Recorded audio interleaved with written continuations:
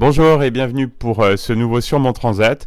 Vous le savez, si vous nous écoutez depuis lundi, c'est une semaine un petit peu particulière qu'on vous propose avec pour inviter les voix de Logos FM qui vous accompagnent toute l'année et qui vont vous parler de leurs pratiques de vacances. Je suis ravi d'avoir à mes côtés une chef d'entreprise qui est engagée pour son territoire. Elle vous parle économie sur Logos FM avec entreprise et passion. Bonjour Marie-Luce Boson.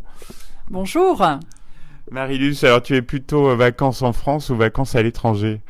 Alors quand je suis en vacances, c'est plutôt l'étranger, effectivement. Pour le côté des paysans? Le côté des paysans, le côté découverte, et puis surtout pouvoir vraiment lâcher prise, parce que si je reste en France, de toute façon, je le sais, je vais me raccrocher à Phébus. Et quand tu es en vacances, c'est plutôt tranquille ou plutôt actif? Ah, c'est jamais tranquille, je déteste ça. Le côté transat, non, c'est pas mon truc. Je m'en doutais. Oui, donc c'est plutôt actif, c'est découverte, c'est visite, on va très souvent au Maroc lorsqu'on est en vacances. Et donc ça va être les musées, les villes où il y a des choses intéressantes à faire et toujours bouger. Ouais. En termes de destination, tu es plutôt, de manière générale, mer, montagne, campagne ou ville?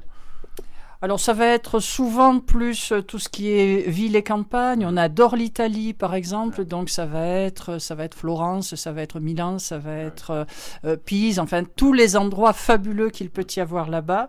Mais en France c'est la même chose puisque par exemple on adore Cap-Ferré et Arcachon et où il y a des très belles découvertes qui sont à faire là-bas, mais toujours hors période estivale. Et oui.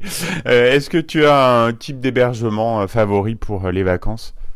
Alors, chambre d'hôte, on aime beaucoup avec Michel, mon mari, ou alors en hôtellerie parce que c'est l'endroit qui va être le plus tranquille pour qu'on n'ait rien à faire parce que dès qu'on commence à avoir quelque chose à faire, c'est fini, je n'arrive pas à poser les neurones sur la table.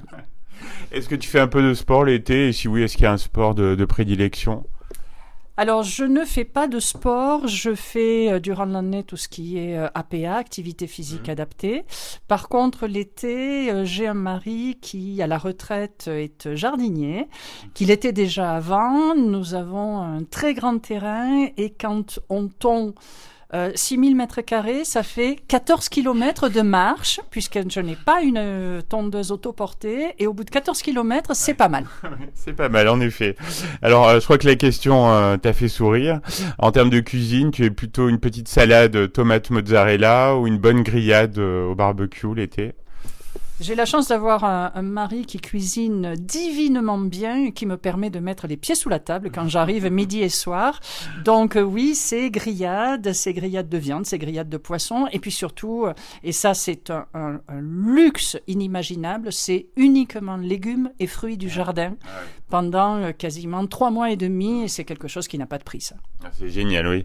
Est-ce qu'il y a une boisson de prédilection en été? Le rosé du château Viranel à Cessenon-sur-Orbe. C'est précis, hein?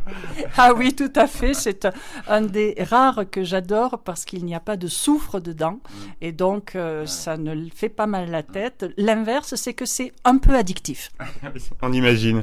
Marie-Luce, on sait que tu as une vie trépidante avec aussi tes activités à la consulaire. Est-ce que tu peux nous avouer un petit plaisir estival personnel, ou pendant les vacances, quelque chose que tu fais peut-être pas le reste de l'année? Quand on est en vacances, ce qui est essentiel pour moi, puisqu'en vacances je suis avec mon mari forcément, c'est simplement marcher main dans la main. Et ça n'a pas de prix. Parce que ça veut dire que je suis vivante. Et quand on sait ce que j'ai passé sur les 15 dernières années, être vivante, c'est le plus beau plaisir du monde. C'est certain. Alors, est-ce qu'il y a une chanson qui t'a accompagné cet été 2023? C'est pas forcément sur l'été 2023, c'est depuis de très longues années. C'est Paolo Conte, Vieni Vieni, et j'espère que nos auditeurs apprécieront autant que moi cette chanson. Oui, puisqu'on la diffusera après cet entretien. Dernière question, Marie-Luce, quels sont tes projets? On imagine nombreux pour la rentrée. Alors nous partons mi-septembre pour 10 jours sur les championnats de France de parachutisme à Gap-Talard. Ensuite, nous avons de nombreux événements, l'inauguration de la fromagerie Gardon à Chapelle-Laurent, et nous avons ensuite le redémarrage d'un très beau dossier qui est la caravane des métiers Auvergne-Rhône-Alpes, organisée par Auvergne-Rhône-Alpes Orientation. Nous allons à nouveau sillonner cette magnifique région du Cantal jusque dans les Alpes, et à chaque fois je me redis que ce métier n'est pas un métier, c'est juste une passion, tellement on découvre des choses mais extraordinaires qu'on n'aurait jamais vues si on était simplement dans nos bureaux, quoi.